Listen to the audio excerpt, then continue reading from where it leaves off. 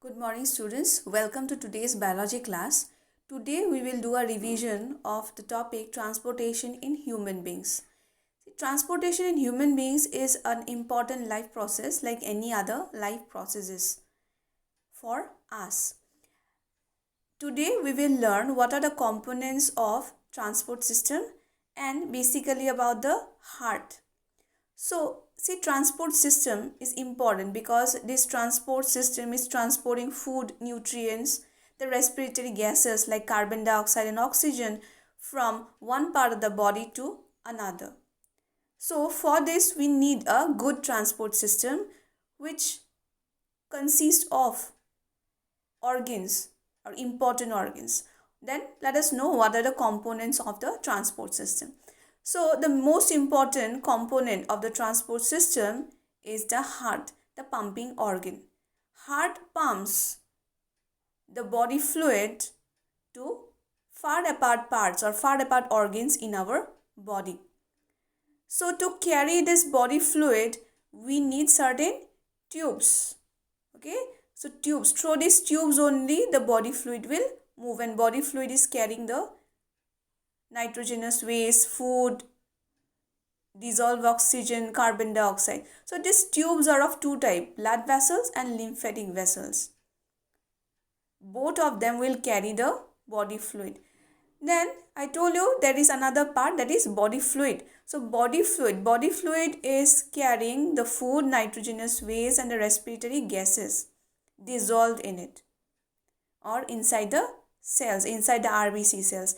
These body fluid are of two types, blood and the lymph. Blood we know is a very common, it's a red colored body fluid, and lymph is a colorless body fluid. Lymph is also known as tissue fluid. Now next we will study the human heart. Under human heart, the subtopics that we will get to study today is the structure of heart, function of heart, double circulation in human heart, and evolution of heart. So let us start with the structure of the heart. Fine. See, structure of the heart. When we look to the size of the heart is not so big. The size is like our fist. We know what is a fist. Fist is the structure which form when we fold our fingers of our hand. So that the heart is of that size. It's not so big. And heart is located in the chest, in the center, in the mid. It's not towards the left, in the mid, but it is little bit tilted towards the left. It's not located in the left side. It is a mid that it is located in the left side. It's located in the middle of our chest, but it is tilted towards the left. So now I told you about the size. So what about its structures, like different parts? So this whole human heart is divided into 4 chambers, okay? Right atrium, right ventricle, left atrium and left ventricle. These are the 4 chambers. That means we have got 2 atrium upside and 2 ventricles the lower side. All this atrium are divided by what? Septum. What is the word? Septum. Septum is nothing but septum has come from the word separation. Separation, from the word separation, the word septum is derived. Okay. It's very interesting to notice that the septum in the ventricles are quite thick than the atria. Even it is also interesting to notice that the size of the ventricles are larger than the atria. So this is about the 4 chambers. Let us know the blood vessels which enter the heart and which leaves the heart. First blood vessels that we will study is the vena cava. There are 2 vena cavas, superior vena cava and inferior vena cava. As the name suggests, superior vena cava enters from up and inferior vena cava enters the right atrium from below. These 2 vena cava are important because they bring blood from different parts of the human body. Then from the right ventricle, one blood vessel that arises is the pulmonary artery. See the name, pulmonary artery. Fine. Then look at another blood vessel, the pulmonary vein. Pulmonary vein brings blood to the left atrium. Then we have to know another blood vessel which is the largest of the blood vessel in human body, the aorta. Aorta arises from the left ventricle. Okay, this is about the structure. What do we know about the structure? That human heart has got 4 chambers. These 4 chambers are due to presence of septum. Septum is thicker in the ventricles. The four chambers are right and left atrium, right and left ventricles. These chambers are supplied with the blood vessels like the vena cava, pulmonary artery, pulmonary vein, and aorta. This is about the structure of human heart. Now let us know about the functioning also of human heart. Okay, so to know the functioning, we have to concentrate on these arrows. Okay, there are certain arrows placed in the different parts. So let us start with the vena cavas. See, the superior vena cava and the inferior vena cava, they bring blood from the body parts, different body parts. Superior vena cava brings blood from the body parts which are located upper to the heart, like our shoulder, hands, our head, neck. And inferior vena cava brings blood from the body parts which are located lower to the human heart. Both these blood vessels, superior and inferior vena cava, they will bring deoxygenated blood. That means the blood which is rich in carbon dioxide. That means the blood which is rich in carbon dioxide has reached right atrium. Okay. Now this blood, the deoxygenated blood, will enter the right ventricle from right atrium through a valve. Here there is a valve. Okay. Valve is a muscular structure that will prevent backflow of the blood from ventricles to atrium. Backflow. It will prevent backflow. So the blood has reached, deoxygenated blood has reached the right ventricle. Now this deoxygenated blood has to be purified, or it has to be oxygenated. So who will do this oxygenation? It will be done by the lungs. Lungs is, suppose lung is located this side. What will happen now? See, this deoxygenated blood will be carried to the lungs by the pulmonary artery. Please focus on this. Please give interest to this word, pulmonary artery. Generally, this artery, what we know, artery carries oxygenated blood and veins carry deoxygenated blood. But here in this case, pulmonary artery is carrying deoxygenated blood. It is something very different in case of heart. Okay, so the deoxygenated blood has been brought to lungs by pulmonary artery. In the lungs, the deoxygenated blood has been converted to what? Oxygenated blood. Blood which is carrying carbon dioxide is now changed to blood which is carrying oxygen. So the blood is oxygenated in the lungs. Now from the lungs, this oxygenated blood will enter another blood vessel. The name of the blood vessel is pulmonary vein. Again I am telling you, vein, generally what we know, what is the concept? Vein carries deoxygenated blood except the pulmonary vein. These are rare cases. These two are rare. Pulmonary artery and pulmonary vein, these two names deviate the actual meaning. Pulmonary artery carries deoxygenated blood and pulmonary vein carries oxygenated blood. Okay, so I told you that oxygenated blood enters pulmonary vein. From pulmonary vein, the oxygenated blood enters left atrium. And passing through a valve, the oxygenated blood enters what? Left ventricle. Fine.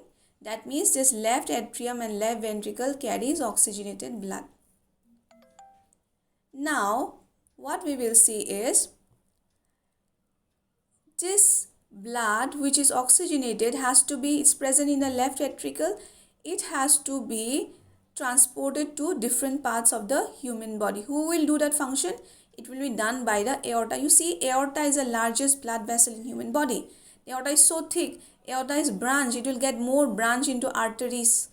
More branch into artery, then artery into capillaries. First aorta into arteries. Then into capillaries.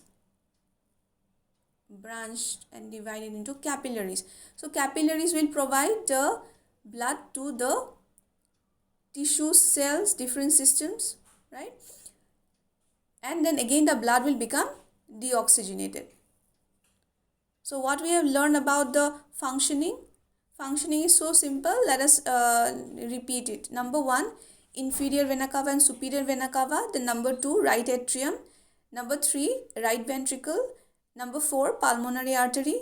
Number 5, lungs. Number 6, pulmonary vein.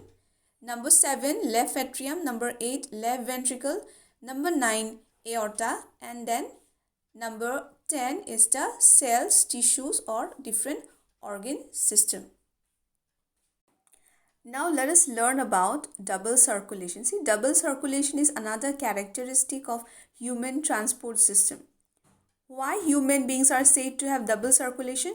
Because the blood flows twice through the human heart.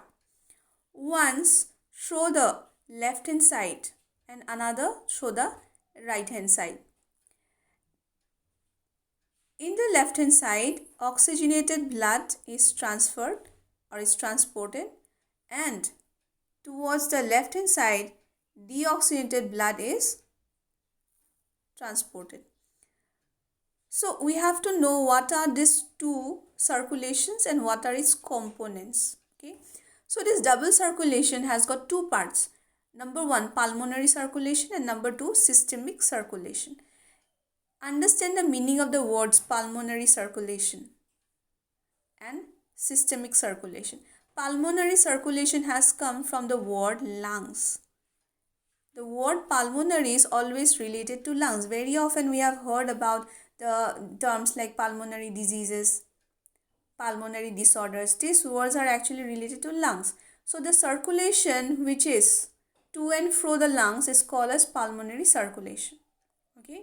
And what about systemic circulation? Systemic, the word system has come from the word system. In our body, there are different systems like respiratory system, digestive system, etc. So, any blood vessels or any circulation which is towards the system, is to the system and from the system, it is called as systemic circulation. Now, let us know its different parts. Pulmonary circulation. See, pulmonary circulation means centrally here there will be the lungs. So this part is the lungs, okay? And remember which blood vessel brought the blood, deoxygenated blood to the lungs? It's what? Pulmonary artery. So pulmonary artery. Pulmonary artery is a part of the pulmonary circulation. And then blood is purified in the lungs. And then it is sent to another blood vessel, that is pulmonary vein. So in pulmonary circulation, what are the parts or what are the components? Pulmonary artery, pulmonary vein and the lungs. Now come to the systemic circulation. In systemic circulation, notice or remember, recollect what are the different blood vessels needed. The first blood vessel that we have to know is the aorta. This is the aorta, because aorta will bring oxygenated blood from the heart to the system. This part is the system, the organs. So the aorta. Now from the systems or from these organs, which blood vessel carries the blood towards the heart? It is the vena cava. Vena cava. So this systemic circulation consists of the blood vessels, aorta and vena cava. Okay, it's very easy. Double circulation, let us revise. Double circulation consists of two type of circulation: pulmonary circulation and systemic circulation. Pulmonary circulation has pulmonary artery and pulmonary veins, whereas the systemic circulation has got aorta and vena cavas. Clear? Okay, next we will move to the evolution of heart in different group of animals. See, human beings have got the most evolved heart, but is it evolved in the other lower grade of animals? No. When you talk about the lower grade of animals, that means the vertebrates, we have to start with the species. Species means the fishes. Fishes evolves into amphibians, and amphibians evolve into reptiles, and reptiles into birds and mammals into different pathways. So let us first of all know about the pieces. See, pieces, they have got only two chambers, one atria and one ventricle. In them, the oxygenated and the deoxygenated blood, they mix. There is no separation. And fishes are very comfortable with it because their energy need is very less. So they are comfortable with mixed blood. They don't need oxygenated, purely oxygenated blood. Amphibians, what happens? Amphibians little bit evolved. They have got two atria, right atria and right ventricle. That means the blood is separated in this atria. The oxygenated and deoxygenated blood is separated in the atria. But in the ventricle, when the ventricles are one, when this blood reaches ventricle, they get mixed. So in amphibia also there is no complete separation of the oxygenated and deoxygenated blood. Now come to the reptiles. Reptiles have little bit evolved. The ventricles have divided, but the incomplete division has only taken place, sadly. That's not it. So what happens here? The blood is separate. Oxygenated and deoxygenated blood are separate in the atrias, right and the left atria, but the blood mixes in the ventricles, except the crocodiles. See, the reptiles are also very comfortable because they also need very less amount of oxygen, because they need very less amount of energy. They are happy with it. But birds and mammals, see, birds and mammals have got system like homeostasis, and to undertake homeostasis, birds and mammals need large amount of energy, and large amount of energy means large amount of oxygen. So who will give that oxygen? Oxygen is given by the pumping organ, the heart. Okay, so that's why there is complete separation of the heart. We have studied the four chambers, two atria above and two ventricles. Towards the left hand side there is circulation of pure blood, that means oxygen carrying blood, and towards the right hand side there is carrying of the deoxygenated blood. So we have studied what is evolution, or how is the evolution of heart throughout the animals, different group of animals, from species to birds or mammals. I hope you have understood the video. Please repeat the video again and again to understand. Thank you.